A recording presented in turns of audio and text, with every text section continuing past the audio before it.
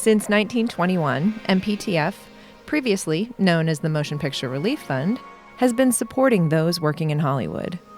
Founded by entertainment luminaries, the charitable nature of those in the motion picture and television industry has had a home at MPTF.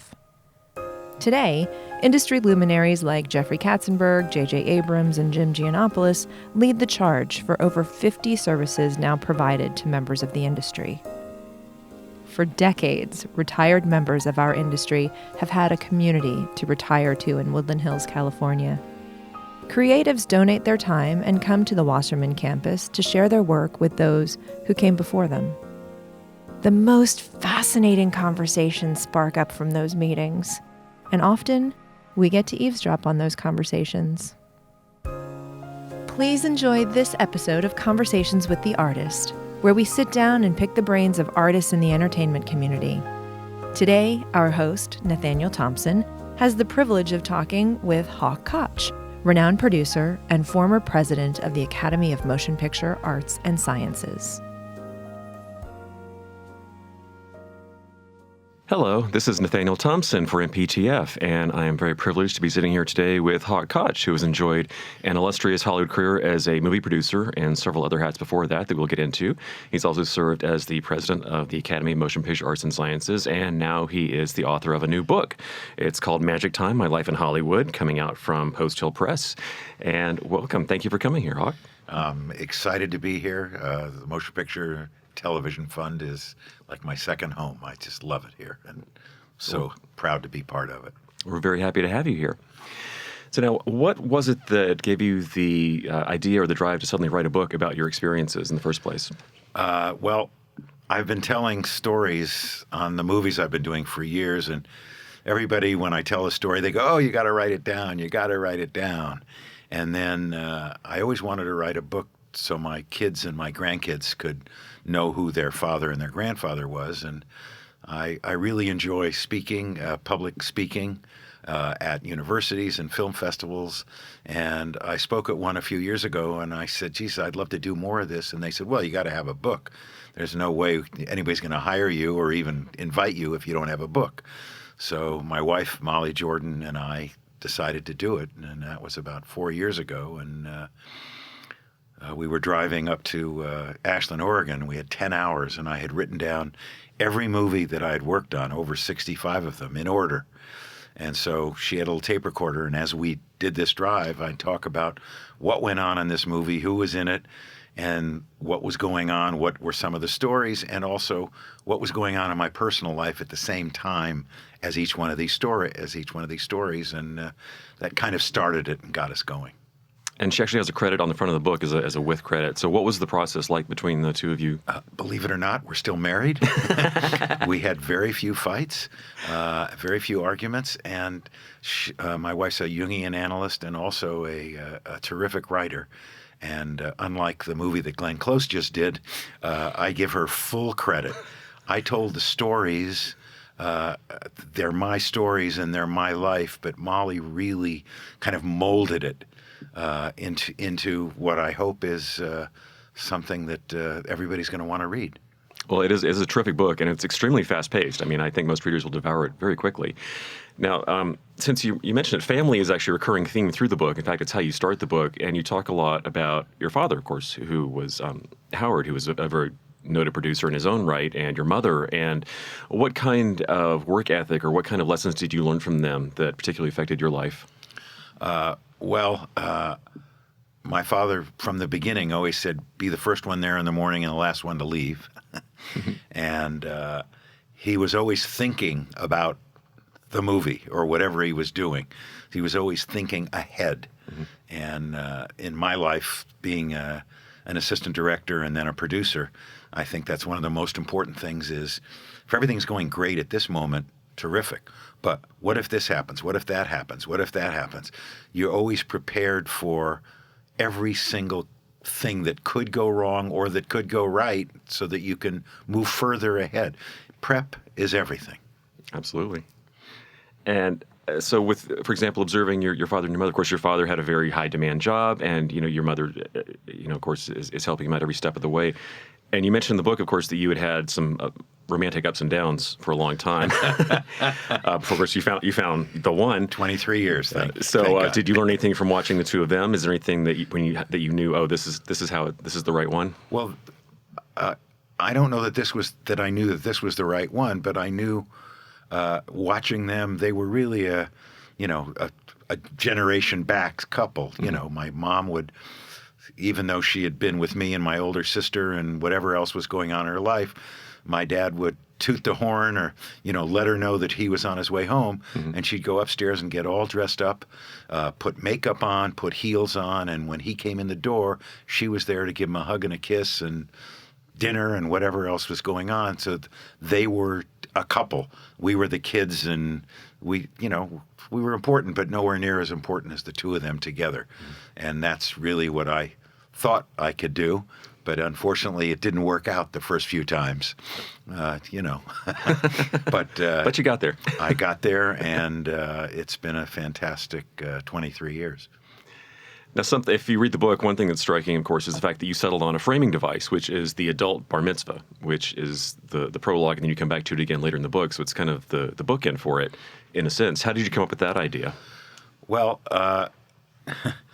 that really was what changed my life. When I had been through not only marriages, but quite a few relationships.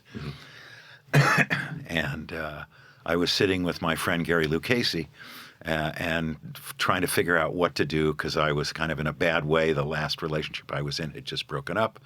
And I said to him, I got to do something spiritually for my 50th birthday. And he said, well, I know, you're not very religious, yet I was at all your kids' bar and bat mitzvahs. And can you get bar mitzvahed at 50? And I said, wow, Gary, I don't know. What a great idea.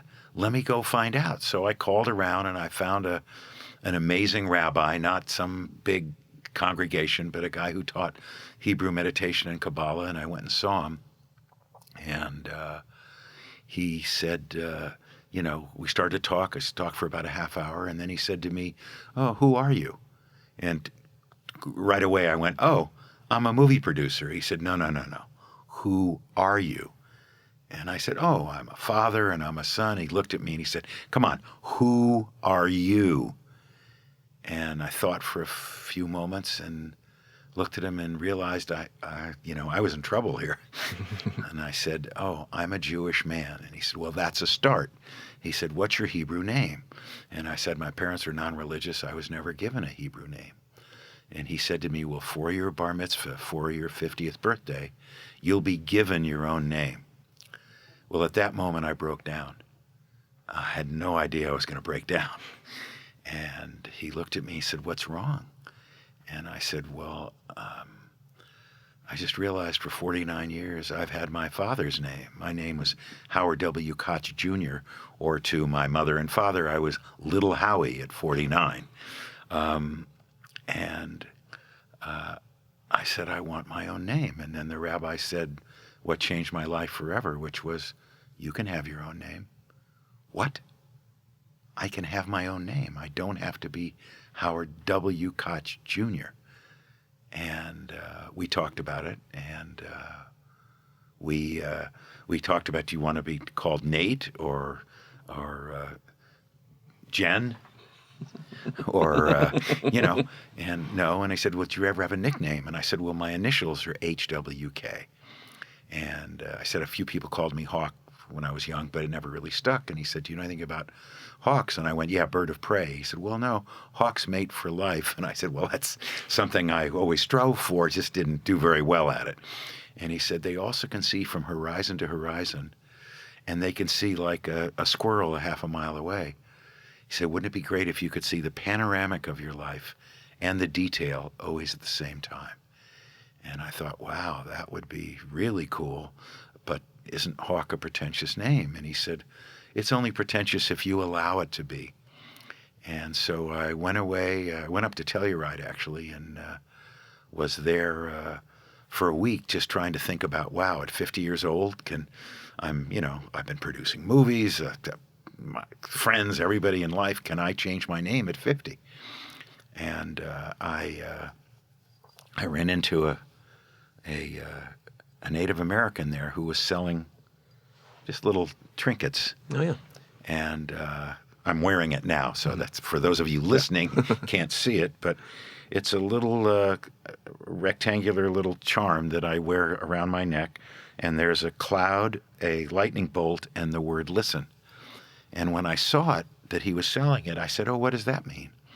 And he said, "Do you know how awake and aware and attuned all of our senses are between the lightning and the thunder, how we listen?" He said, "Wouldn't it be great if you could be that awake and aware and attuned all the time, not just between the lightning and the thunder, that all your senses are awake and aware?" And I thought, oh, that's the A in Hawk. That gave me the impetus to say, yeah, I'm going to do it. So I came home and told everybody that I was going to change my name and got Bar Mitzvahed at 50 and took the name, and there's a lot of stuff. But this isn't just the book isn't just a lot of Hollywood stories, which are hopefully fun stories and interesting stuff, but it's really the story of coming of age and a love story with my father. That's really beautiful. As you're talking about coming of age, one thing that's fun and tying up the Hollywood idea is that you were around celebrities your whole life, essentially. There's a fun little anecdote about Clark Gable, for example, and but you were rubbing shoulders with people like Dusty Springfield and Leslie Gore, all these names, where now people hear it and they just go, wow. Was there one particular favorite one, or was there anyone that you wish you could have met from that period that you never quite got to cross paths with? Oh, one that I didn't meet. Mm-hmm. Let me think here. That I didn't meet. I met so many of them. Every time I go to think of somebody, I said, oh, yeah, I met them for a minute. And there's so many. Yeah. I think John Ford. Ooh, good one. I think that would be one that I would like to. But I'm thinking about, well, there were great producers like Pandro Berman. Oh, I worked with Pandro Berman. Cary Grant. Oh, I met Cary Grant. So there. Myrna Loy. Oh, I got to work with Myrna Loy. And by the way, they were just people like us, and they were excited to do what they got to do. And I think the one, you didn't ask this one, but the two that really stand out for me that I went, oh my God, I'm on the set with, was I got to work with James Stewart. Mm-hmm. And I got to work with Ingrid Bergman because Casablanca is still my favorite movie. So, wow, that was like, are you kidding me? I think one of the most endearing moments in the book is early on when you talk about how you were essentially kickstarting to puberty by dancing with Mamie Van Doren. And you even drop a Wayne's World reference in there as well for good measure. For those of you who don't know, he actually produced Wayne's World. I don't want to spoil it, but if you're reading the book, if you flip to the photos section further on about halfway through, there's a nice little surprise. And I was just wondering, just out of my personal curiosity, who took that photo and how does that photo exist exactly? I don't know who took it. It was at the wrap party of one of my father's B movies that he made, The Girl in Black Stockings, starring a young actress named Anne Bancroft and Mamie Van Doren. And it's always been it's the photo that I've had with me when I actually got bar mitzvahed. The invitation that I sent to everybody was very serious at the beginning, and then you opened it up and there's a picture of me and Mamie Van Doren. It says, and then we'll dance the night away. It is a fantastic shot. Actually, all the photos that are in there are great, but if you read that, when you come across that one, you're like, I can't believe they got that on film. It's so cool. So you were essentially, at the start of the book is you're sort of following in your father's footsteps, that he was kind of casting a shadow that you wanted to sort of assert your own identity, I guess. Was there a point when you realized, I'm on the way, this is my own career now where I've actually established myself? I kept thinking that. I went from a PA to a second AD to a first AD, and each time, and I'd be working on a great movie, and I was the first AD on The Way We Were or on Chinatown, and I'd go somewhere and I thought that people knew who I was, and I'd be introduced as Howard Koch Jr., and they wouldn't say, oh, I know about you. They'd say, oh, I know your dad. You must be so proud. He's the most wonderful man. And this didn't happen every month or every week. It happened daily. And it didn't happen just once a day. It happened every day of my life. Even today, he's been gone 18 years. There are still people who say, oh, I knew your dad. So I remember once when my dad was producing the Oscars, he produced 8 Oscar shows. And if I wasn't shooting, I'd go down and help in pre-production. And I'll never forget once I had just finished, I don't know what it was. Maybe it was Heaven Can Wait, where I got executive producer credit on a big movie, and I was working and I was introduced to somebody as Howard Koch Jr., and I was thinking they'd say, oh, I just saw Heaven Can Wait. They'd say, oh, I love your dad. He's so great. What do you do? And so every time I would jump to that spot of thinking now I'm my own self, I was kind of pulled back to reality of I'm still Howard Koch Jr. And I think that when I changed my name, it started to change. And then the night that I became president of the Motion Picture Academy was a really huge night for me. And I think that was the moment where I felt like, oh, yeah, it's me. It's not my dad. And there was a moment, it's in the book, but there's a moment where I was a second AD on a movie early in my career, and I was in the bathroom, and 2 crew members walked in, and one guy said, hey, the only reason that Koch kid got the job is because his dad's head of Paramount. And my heart sank. I mean, I was just like, what can I do? And then the other guy said, yeah, but he's working harder than anybody I've ever seen, and he's hustling, and he's a good guy. So why don't you give him a break? And I knew at that moment that I had to work harder, and I had to do everything I could because everybody was going to, say, oh, he only got the job because of whatever his dad was. I think that's a lesson that a lot of, if you look at Hollywood over the decades, that's a pretty clear lesson that no matter who helps you along the way, that you pretty much have to keep working really hard, and you have to help those around you to keep your career going. Because if you're just coasting on someone else's reputation, it's well, going to you're not going to. A lot of us have been lucky enough to have a chance to get in. But once you're in, you're on your own. You've got to do it yourself. You can't. Nobody's gonna give you anything beyond that first break if you can't handle it yourself. Yeah. Since you brought up the way we were, just a name that pops up a lot in your book is Sidney Pollack. Of course, he was no longer with us, but quite an amazing creative mind. And so what is your most vivid memory of Sidney? Well, I've got several. One was, I think, because Sidney was also an actor, I thought watching Sidney work with actors, I thought he was the best of all the directors I worked with in working with actors. And there's a moment, I remember we were filming the scene in The Way We Were when Barbara, as Katie Morosky, is alone in her apartment in New York City. And she calls Redford, Hubble, Gardner, because they've just broken up. And she calls Hubble to say, hi, Hubble, I usually when there's a breakup, when the relationship breaks up, and you're in pain, you want to call your best friend. Only you're my best friend, Hubble. And it's a very, very important moment in the movie. And I remember being with Sidney and watching Sidney work with Barbara, getting her ready to do this scene. It was just her. We were probably a full shot of Barbara, and as she spoke more and more, we just moved in until it was really just close on her face. And when he was ready, because I always rolled the camera, Sidney just gave me a little wink, roll. And we were very quiet, roll, and Sidney just said very quietly, action. And Barbara did the scene. Its take one is in the movie because she was so brilliant in it.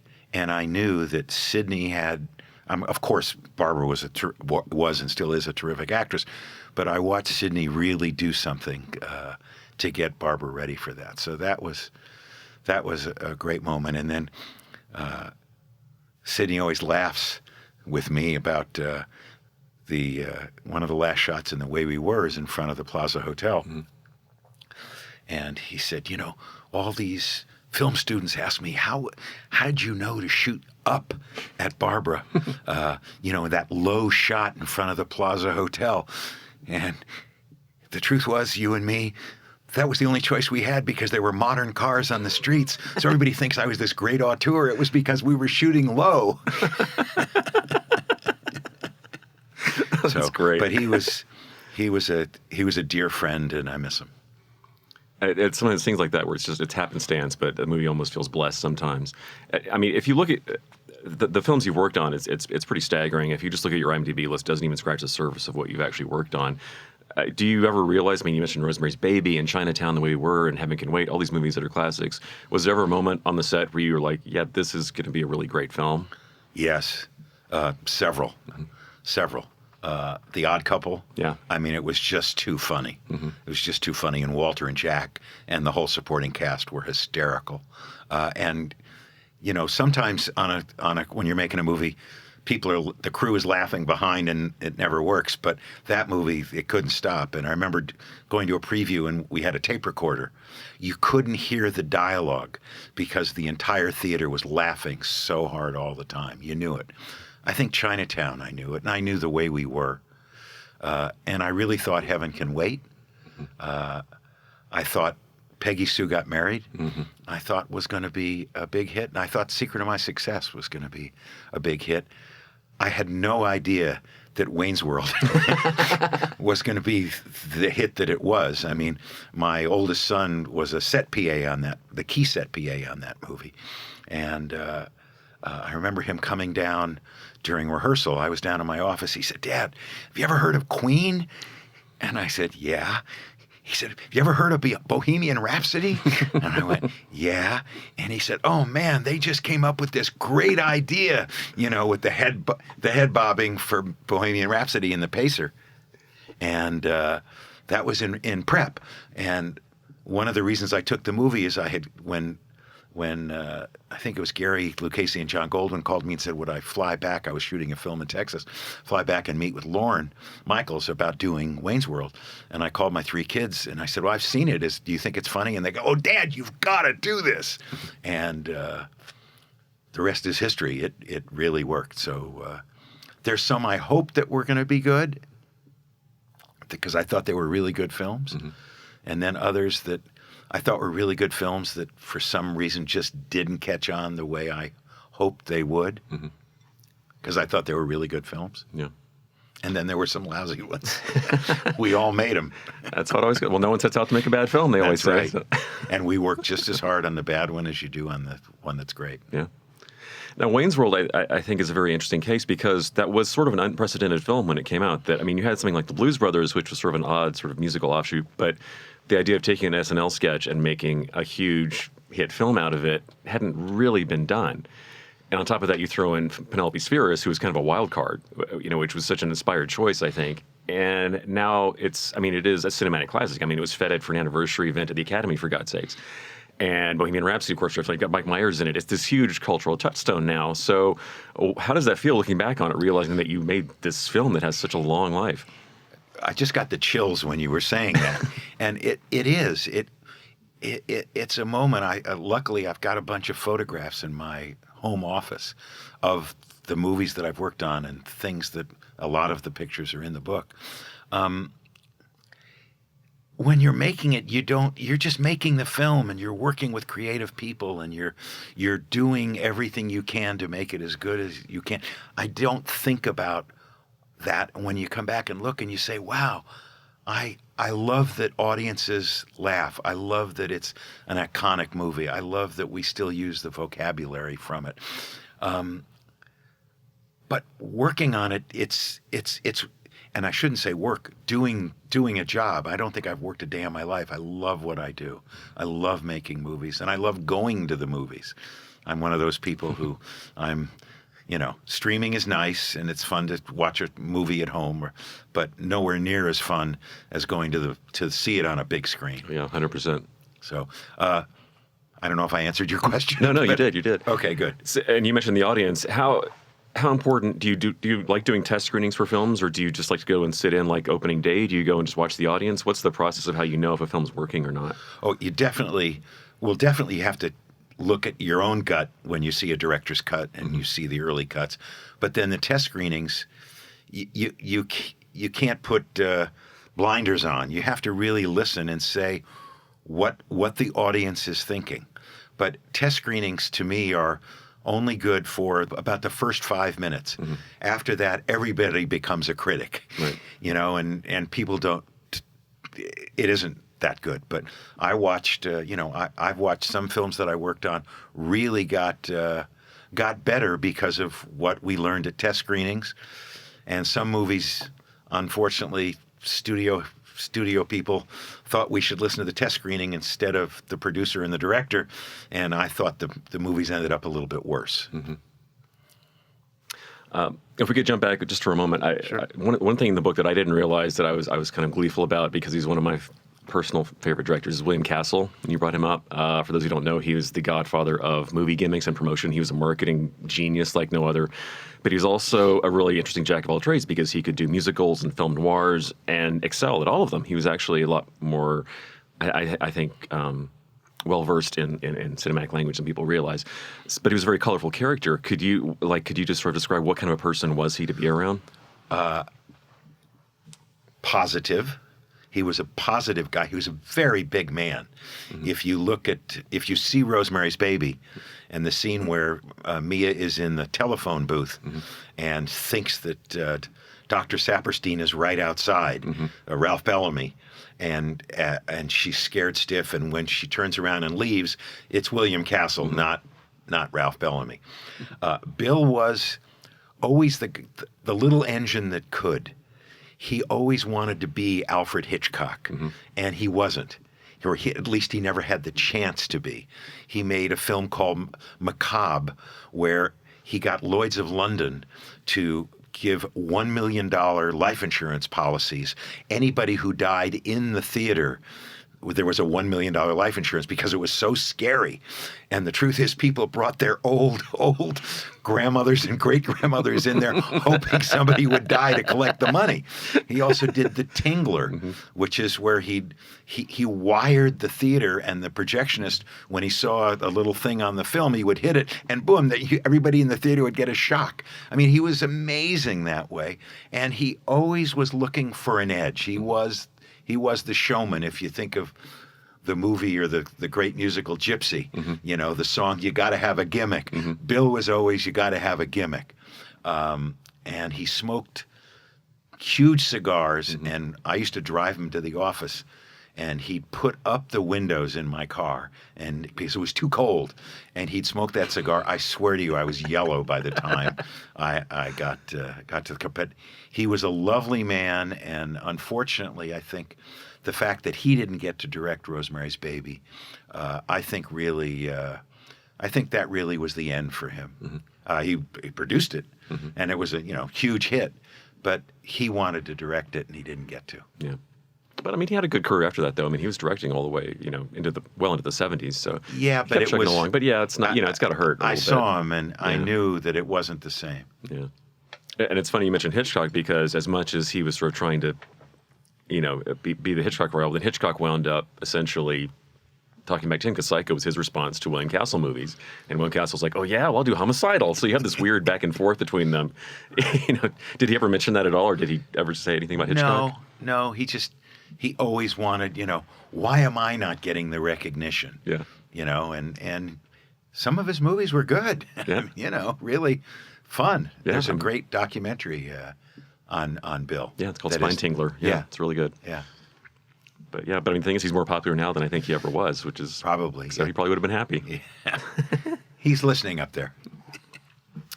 Now, another thing that's interesting in your book is that aside from just talking about Hollywood, but you also studied with these sort of watershed real-life events. You talk about the JFK assassination, everyone pulling off the road. You talk about Vietnam a lot. I mean, there are all these little events sort of studied through. Is there one particular event that really changed your own mindset, where you think, oh, that's a turning point in this country or in the way that I'm going to live my life, something that really impacted you? Oh, yeah. I was a freshman at UCLA. Because the Democratic Convention was in Los Angeles in 1960, And I was really a huge Kennedy supporter. At 14 years old, I'm down there, handing out things. We didn't know if he was going to get the nomination or not. Mm-hmm. And so I loved him. And when he was assassinated, I couldn't go back to school. It really, really affected me. And I didn't know what I was going to do with my life. And my parents were having a dinner party, and there was a man from England there. And he was a booking agent who booked, like Sinatra, into Royal Albert Hall, or Judy Garland into Top of the Pops, or whatever it was. Mm. And I said, I don't know why I said it, but I just said, hey, any chance I could get a job? I love rock and roll, and I love music, and I love to dance. And is there any chance I could get a job, in your office in London? And he said, absolutely, come on over. And it was like, what? And I literally left the country, got over there and worked in his mailroom for a few weeks. And because I was 18 and a lot of the rock stars that were coming over were all people my age or a little bit older, he said, do you think you could pick them up at Heathrow and get them to their hotel and get them to the television show Ready, Steady, Go, or Thank Your Lucky Stars? They were like Shindig and Hullabaloo and American Bandstand here, and we'd go to the Ad Lib, which was the first discotheque in London, and it's where all the rock and rollers hung out and everything. And do you think you could do it? I said, sure. I had a big personality. I wasn't shy. And so that really changed my life. And what I realized is I wasn't somebody I wasn't a college person. It wasn't studying. It was life experiences. Mm-hmm. And I'm still, all three of my kids graduated college and my grandsons graduated college, but I didn't. And I didn't because I had life experiences that I don't think I would have ever been the person I am if I hadn't had those experiences. And I think maybe that ties into the tone of it, because it is a very upbeat, positive book. It's very affectionate. I mean, even you describe a couple of really funny kind of knockdown, drag out fights in your book, but even in those moments, it's funny. It's so lighthearted. So how did you get that attitude about? Because a lot of people get sort of jaded about show business, but I mean, the enthusiasm you have for it just really shines through in there. How have you kept that going over the years? As I said, I love movies, and I love the process of making them. And I know the people. Mm-hmm. As an assistant director and as a producer, you have to be a psychologist and a psychiatrist, and you have to know what to do. And nobody's perfect, As I think Joey Brown said at the end of Some Like It Hot, right? Nobody's perfect. We all have flaws, and we all have our own stuff, but. Maybe because our industry is so visible to the rest of the world, mm-hmm. That maybe the ruthlessness in our business is maybe more out there. Mm-hmm. But greed, unfortunately, is to me the one deadly sin. Everything comes from greed, and I've always had a positive attitude. Mm-hmm. There's one story in the book that I love that it's a learning experience, but. I was in love with Natalie Wood. Who wasn't? Mm-hmm. It's 1965, and one of the first movies I'm working on is This Property is Condemned. And I think on day 3, I'm told, go get Natalie Wood. And the set's here, and, about, a few hundred yards away is the base camp. And I ran to get Natalie Wood. And I knocked on the door, and she said, yes. And I said, oh, we're ready for you. And she said, oh, I'll be out in a few minutes. And this naive 19-year-old said, oh, well, James Wong Howe, our director of photography, said the light's perfect. And she opened the door and she looked at me and she took my arm and walked up to the set with me. And everybody said, how did you get Natalie Wood out of her trailer? She never comes out of her trailer. And I said, well, I told her James Wong Howe said the light was perfect. I've used that my entire career, right? Because actors, there's there's always an insecurity. There's always a, where, it's not live stage, but it is, and they're going to be in front of, 80, 100, 150 crew members doing the scene, and then they know it's going to be on a 100-foot screen. So, it's hard to sometimes to get them out there. There's others that can't wait to get out there, but some are, it's tough for a lot of reasons. And being able to say the light's perfect and you're going to look great. Oh, okay, I better go. Could you talk a little more about James Wong Howe? Because he is, I think, one of the most innovative cinematographers. His work with Frankenheimer alone, I think, is just that's a film class in and of itself. What about Marty Ritt with HUD? Yeah, exactly. I mean it's just what he did is just staggering. So what was his mind like? What was he like to watch him work? There are a few. James Wong Howe. I got to do 4 movies with Gordon Willis. Mm-hmm. I got to work with Charlie Lang and Bill Daniels. Mm-hmm. Who. I Want to Be Alone wouldn't do a movie without Bill Daniels. And I worked with Vilmos. They all had that one thing in common, I think. They saw the whole movie. They didn't see a shot. Oh, Connie Hall. I also worked with Conrad Hall. They didn't see a shot. They didn't see a scene. They saw the entire film, so that every moment that they were going to photograph, they knew how it fit into the whole of what they wanted their picture to look like. It's like an artist. Some artists may start with, a blank slate and start with just a brush with nothing, but I think some know how it's all going to look when it's done. And I think that's what James Wong Howe had. And he was tough, boy. He was rough on his crew. He knew exactly what he wanted, and if they couldn't do it, he was going to find somebody else who could. But he was, again, I got to work with fabulous artists. I'm a very lucky man. And so now, of course, after observing all of these Hollywood greats, in action for so long, you, of course, yourself embarked on a career as a full-fledged producer, and you got to see so you got to work at Paramount, for example, during what was sort of like its reemergence, during its ascendancy in the 90s. So when you look back on that, when you were in the process of writing the book, and you look at Paramount, then how did you decide how to portray the studio and your time there? What really struck you, looking back at it as you were writing those stories down? First of all, I had a lot more stories and a lot bigger book, but I wanted a book that people could read, have fun with, and understand from a father-son point of view, and learn a lot about how movies work, how you make movies, how the Oscars work, what the Producers Guild has done, and what the PGA mark is all about, what an assistant director does. And Molly was really helpful in bringing the most important pieces together. I remember when we got our publisher and they said, the book's 100,000 words and we would like it to be 60,000 words. I said, I can't cut out, 40% of the book.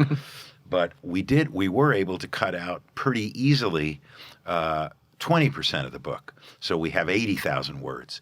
And what we were able to do is really look at one another, Molly, my wife and I, and say, okay, is this one as important as these others? And that kind of goes off topic because this wasn't a tell-all book. That's not what this is. This is, as some people have said, this is a love story between you and your father. This is a story that I've always wanted to know all these stories about Hollywood. Oh, I didn't know that's what an assistant director does. I didn't know how the process of nominating Oscars and how the nominations are announced and all that stuff works. So it has all of that in it. And I wanted an editor who would look at it from afar other than what Molly and I had come up with. And there's a woman named Amy Bookman who used to be a literary agent at CAA who I've known for 30, 40 years. And I asked her if she would be our editor because I always thought she was really smart. And she knew me. So it was really easy for her to say, "Come on, Hawk, I know that story. You know, let's do this." Mm-hmm. And she and Molly, two women, kind of ganged up on me sometimes to say, "That one isn't important. Let's move on." And as far as the 90s at Paramount go, it was an exciting time. Again, I'm very grateful to Gary Lucchese, who made me an exclusive deal there. And I think in the 10 years I was there, I made 12 movies, that's a lot of movies for a producer to make 12 in that 10-year period. And we weren't making franchise movies. We were making movies that we felt were going to pay off. You know, were going to be movies that we wanted to tell, and whether it was Robert Evans or Stanley Jaffe or then Sherry Lansing, you know, and John Goldwyn, it was a fun time to be there. It was and it was a successful time to be there. Mm-hmm. I mean, I'm proud of what we did with Primal Fear and with Wayne's World. It just was a fun, creative time. They had really good executives.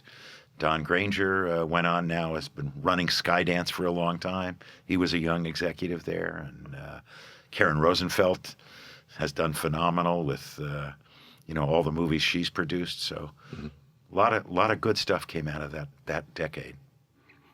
And it really shines through in the way that the book is written. It shines through how much affection you have for the people who are behind the camera, for all the crafts, not just cinematographers, and of course you yourself being an assistant director, and like I said, wearing all these other hats on the way up, which also ties into what MPTF is about, because here we are about the entertainment industry supporting itself, at every level, above the line, below the line, all the way down, no matter who you are, as long as you're involved, that we're all part of this huge family. So how did you see that in your own career, when you saw all of these people working, everybody's like this little piece, and, they all deserve credit and they deserve support. So how did you come to realize that? Well, from the time I was a little kid, my dad made B movies, second features. Mm-hmm. And I was lucky enough to be on the sets of all these movies. And one summer I'd work on a movie in the wardrobe department, or with the grips or the electricians. I can push a dolly if anybody needs one pushed, or the assistant directors or whoever. And then one summer I worked in the editing room. And making a movie is a collaborative effort. The auteur theory to me says, yeah, okay, he has a vision, but by the way, the producer generally is the one who found the material and brought the director in. So I give a lot of credit to that producer, and also the whole crew, because we're all in it together. We're one family. Mm-hmm. And when I was old enough to know about the Motion Picture and Television Fund, it always seemed to me, wow, what a phenomenal place that this family that I've worked with for over 50 years, we all have a place to go and continue to be the family of movie makers. Mm-hmm. And I never thought of, the makeup man is higher than the grip or the lower than the prop. We were just all family. And one of the saddest days of my life always was the wrap party, because I had to say goodbye to most of these people, because they were going to go on and do some other movie while I was prepping something else, and I was hoping I'd get them back. So walking on campus here, I get to see people that I worked with my whole life, and my mother was out here, and my mother was living alone after my father died, and I said, Mom, you ought to let me take you out to the motion picture home. And she said, I don't know, it's far out. I live in Westwood. And I brought her out here, and we had lunch in the Stark Villas. And we're sitting there, and she went, "Oh, hi, Marion." And, "Oh, hi, Joe." And all of a sudden she knew all these people, and they all came over, or we went over to them, and we talked, and they were here at the home. And for the rest of my mother's life, she moved in here. She had a great time, because these were all people that she knew, and that were her, even though my mom didn't work on the movies, although there's one funny story that isn't in the book, these were all people that she knew and loved. And there's a vocabulary, there's a thing that we all know. Mm-hmm. I was just out here the other day seeing a hairdresser that was so important to me on several movies that I knew was out here, and haven't seen her for probably 20 years, and it was like we were together yesterday. It was fabulous. The one story I just have to tell you. I was going to say, can you please tell us now? Yes, my mother always used to say to my dad, you put everybody in movies, but I'm never in the movies. Why don't you ever put me in a movie? So my dad's doing a movie called, I think, Fort Yuma, up in Kanab, Utah, and he said, "You're going to be in the movie." And she got a call for 4 a.m, and what they did is they total body makeup made her a Native American, right, with the whole wardrobe and the thing. And so she was going to be in the Indian village, and the camera was up on a hill about 300 yards away. It was a big wide shot of the village. And I remember the assistant director saying, "Mrs. Koch, walk right to left down the thing," And she said, "I spent 4 hours in makeup to be in a shot from, I'm never being in a movie again." And my dad was really smart. She never asked to be in a movie again.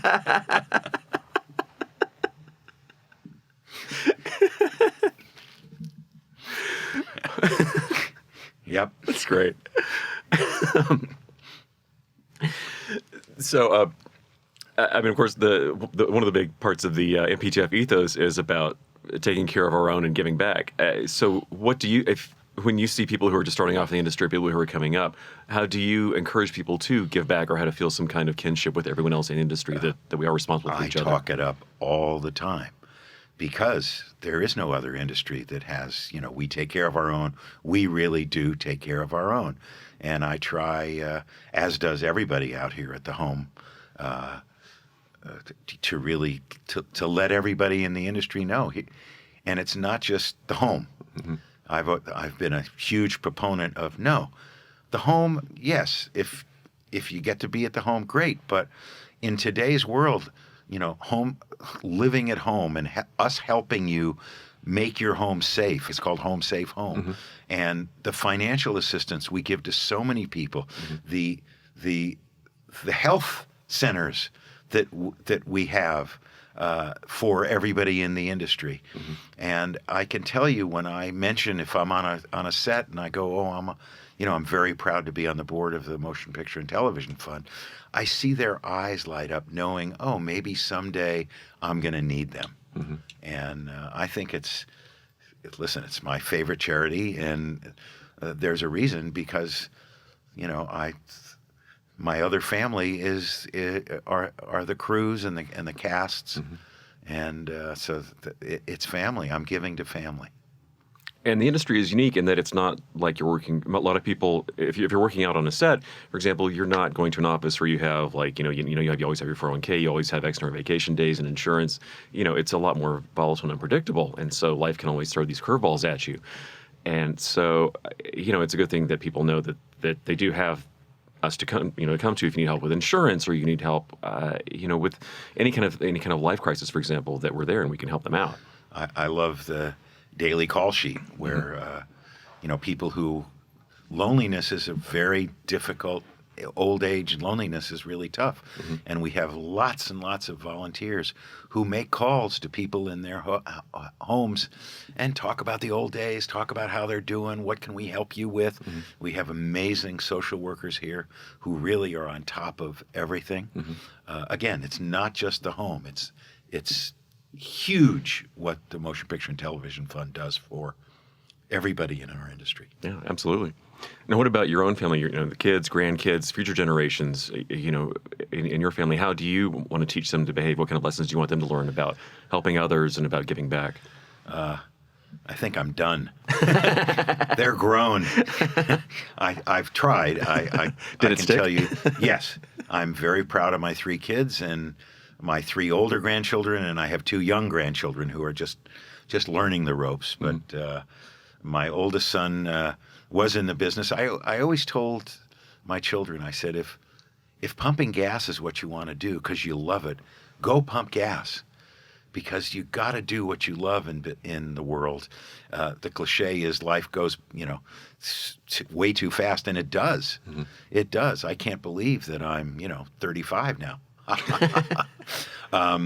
But I remember my oldest son, who was a VisFX producer at Rhythm and Hues, a big company. Oh, yeah.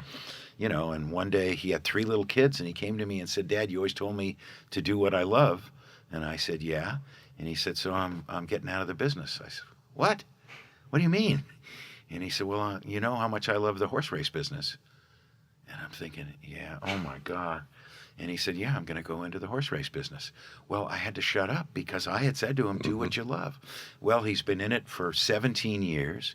He's a success in it. And he loves it. He's there at 7 a.m. with the trainers and the warm-up jocks and the guys, feeding the horses. And then he's back there all afternoon at Del Mar or Santa Anita or wherever he goes. And he's got, a lot of clients and a lot of horses, and he's done very well. And everybody in the horse race business knows my son, Billy Koch, and knows Little Red Feather Racing, which is the name of his company. Mm-hmm. And the reason it's Little Red Feather is when he'd go over to my father's house late at night, my father would put him on his knee and tell him the story about Chief Little Red Feather. Mm-hmm. And it always stuck because my dad was in the horse race business along with being in the movie business. And Billy was always at the track. And Billy's great-grandfather's name was Billy. Mm-hmm. So I think he's channeling that. So he's doing great. My youngest son is an entertainment attorney at Hanson Jacobson. Anybody out there needs a great entertainment attorney? Hey, I got to promote here. You got to buy the book. You got to buy the book for Christmas, a lot of Christmas gifts. And if you need a lawyer in town, one of my favorite stories, Elizabeth Moss is a client of my son's. And I ran into her on a red carpet, and I said, "Hi, I'm Robbie Koch's father." And she said, "He's such a great guy. I love him. He's so wonderful." And I said, "Yeah, but how is he as an attorney?" And she looked at me and said, "He's a pit bull, and I love him." You couldn't be prouder. Right. So, and then my daughter has been working for a hedge fund for a long time, and she's the happiest I've ever seen her, and I'm just thrilled that my Emily is coming into her own. Two of my grandsons, one is an editor on American Horror Story, mm-hmm. and one is an actor in New York. Those are the twins, and the 19-year-old is writing music. Mm-hmm. So at Walker, so everybody's and nobody's knock on wood, everybody's in good shape, and I think the Koch work ethic is there for everybody. I think that they know, they've been to Motion Picture and Television Fund things. They know about giving back, mm-hmm. And I think this book hopefully goes a long way for my kids and my grandkids to know really who their father and grandfather is and was. That's great. I should just mention, since you brought up Rhythm and Hues, that's a good example of what can happen in the industry because, they were kind of at the top of the world. They win an Oscar for Life of Pi, and suddenly at the same time, it's like everything got yanked out from under them. So, no matter how high you are, literally anything could happen to you the next morning, which is something that, again, MPTF always stresses that we're here for you, that is the safety net because, you could be up there on the stage getting your Oscar, and then the next day it's like, what happened? Yeah. So it's different than... in the old days, in the studio days, everybody worked at a studio, mm-hmm. and you just went from movie to movie. There was the electric department, the grip department, the mm-hmm. camera department. But ever since the majors broke up, we're all, I remember, as an assistant director, I thought, wow, look, I just did this movie. And then the movie's over and you're waiting for a phone call. Mm-hmm. Yep. Hopefully somebody's going to want you for another movie. Yep. You're sitting at home. Got to keep hustling.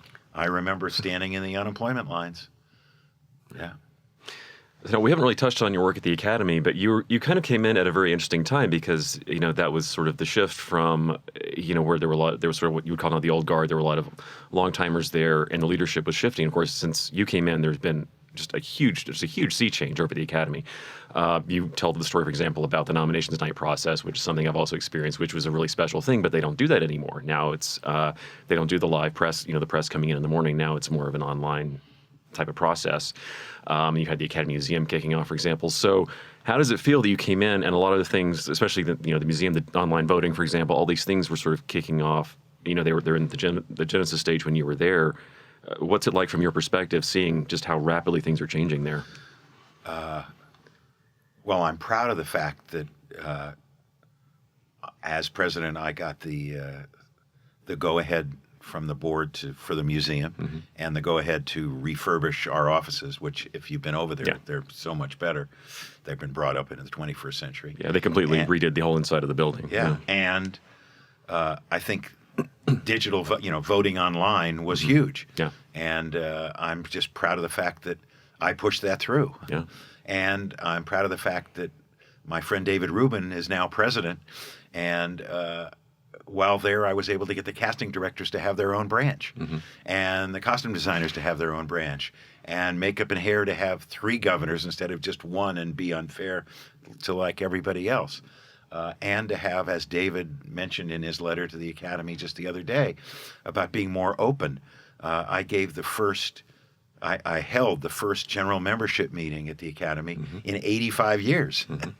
And it was great.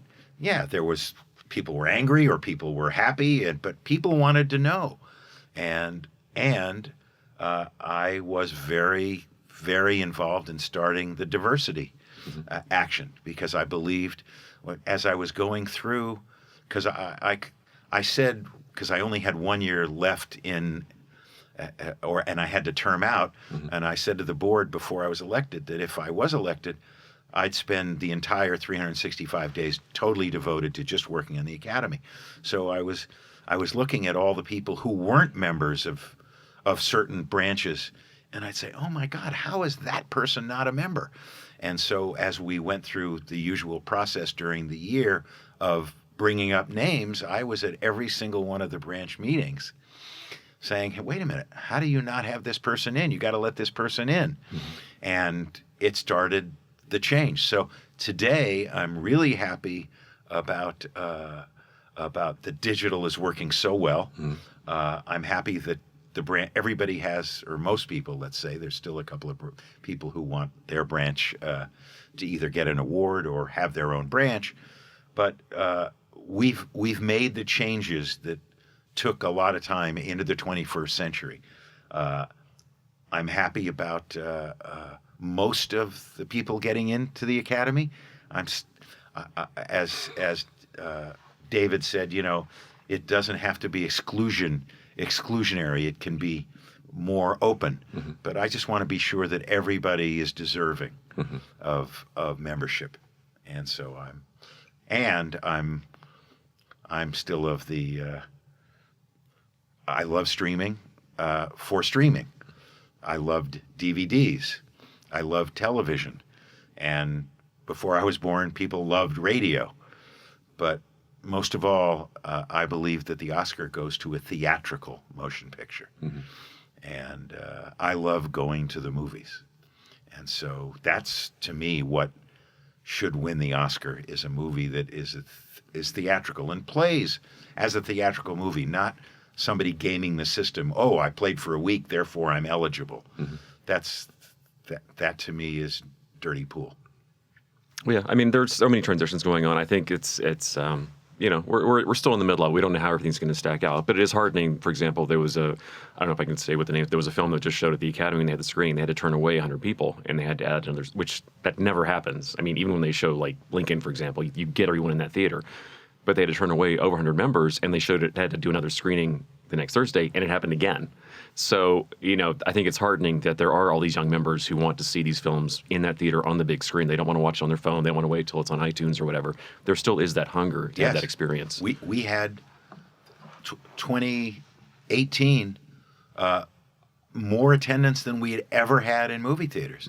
The second quarter of 2019 was huge, and the third quarter is huge also. And there's always naysayers, and I don't know any 16-year-old who says to his date, hey, you want to sit on the couch with my parents upstairs, or do you want to go out and see a movie? I wonder what they're going to say. I think it's a very positive thing because movies have been around for over a century. The Academy's about to hit 100, and MPTF is about to hit its 100th birthday, which is a huge milestone for us. So these things endure. I think that as much turbulence as there is, we've all every decade has its ups and downs. I think, but we still just stay the course one way or another. Nobody's perfect. Nothing is perfect. Right. And change is evident always. Mm-hmm. There's big waves, little waves. And one thing in your book that you brought up is, I think when you said when you were first aware of the magic of the movies, when you first went, was when you saw the Ten Commandments, which I think for a lot of people in that generation, that's a big touchstone movie where you suddenly realize, wow, this big Vista vision, biblical epic, wow, this is what it can be. Can you describe what that was like? And is there any other film since then where you've had that kind of reaction? Oh, yes. Well, first of all, as a 10-year-old, to see the Ten Commandments, mm-hmm. Oh my God. As you said, the Red Sea parting, mm-hmm. Everything in that movie was like, and the music, mm-hmm. everything was like, wow. So then but I also loved little foreign films, mm-hmm. and smaller films. Even as a kid, when it said that Marty won Best Picture, I went back and saw Marty, or On the Waterfront. But Lawrence of Arabia, mm-hmm. The Match, right? Mm-hmm. Everything about that movie. Zhivago, The Bridge on the River Kwai, all of those giant films. Mm-hmm. Patton, just thinking of, and even Bonnie and Clyde, while it's not epic in proportion, mm-hmm. And then of course seeing Psycho. Again, it's magic. Mm-hmm. It's magical. And one of the reasons my book is called Magic Time, of course, it's making movies is magical for me. Being in a movie theater is magical. But there was something else that kind of hit me when I was looking for a title. I was lucky enough to work with Jack Lemmon twice in the 1960s. And Jack had a mantra that just before every take, he'd say magic time out loud. Mm-hmm. And that was his mantra to concentrate and get into character. And so I kind of absconded with it quietly because nobody, if I'm an assistant director or a producer standing behind the Video Village and said magic time, they'd all look at me like I was crazy. But I said it quietly to myself. That allowed me to focus on what I was supposed to be doing at that particular moment in watching the movie being made. I could focus on what my job was. And then also when I'd give speeches or, walk out in front of the Dolby Theater, oh my God, with, 3,500 people there and, over 1 billion watching and be able to be able to speak because, that was really something. I said magic time just before I went out there. And when you talk about family and you talk about the movie business, standing out on that Oscar stage and being able to give my speech, I looked down and I could see the audience supporting me because there were so many people in the audience that I'd worked with. And I could see that person, and whether we were a cinematographer or a production designer or an actor or an actress, I felt the support inside me to be able to do what I had to do at that moment. And it was absolutely thrilling because I'm a part of that family too. It's not just their family.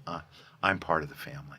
Now, when we're talking about sort of the impact of when you're watching a movie or something that you've achieved, have you ever had that feeling like Ten Commandments of your time on some of the films you've worked on, like Primal Fear or Chinatown, any of the movies you worked on where you sat in the theater and you're like, I can't believe we did that? Oh, yeah. One of them is pulling off the Super Bowl in Heaven Can Wait. Yeah. I had a T-shirt, a shirt, and a jacket, and 14 minutes to pull that off. And it was Buck and Billy Fraker and I who were at all the 6 cameras running around. And when it was done, it was fantastic. I had sweated through all 3 of them. I mean, literally, I was dripping. And I remember Warren and I standing in the back of the National Theater in Westwood on opening night. And not only did they laugh all the way through the theater, but we were in Los Angeles, and it was the Los Angeles Rams winning the Super Bowl. And when he wins the Super Bowl, the entire audience was cheering that the Rams won the. It really was. And so that was a moment that I had, as an assistant director and as executive producer of that movie, I had really created that, because Warren said, how would you put together the Super Bowl, which was one of the reasons he hired me. Mm-hmm. So well, that's a big one. If that isn't the definition of magic time, I don't know what is. Yeah, I like the fact that you mentioned that you took the phrase from Jack Lemmon, because the old adage is that, in creativity, essentially in some form or another, it's all about taking things from other people, what you've learned and what you absorb from other people. I don't like using the word stealing, because that has a negative connotation, but that you're taking it, but it's actually not about where you take it from, it's where you take it to. And I think it's beautiful you've taken that. Not only have you taken that phrase into your own life and your career, but that you've actually taken it into this book. Because it's beautiful. That is the title, that you've actually taken it all these levels up.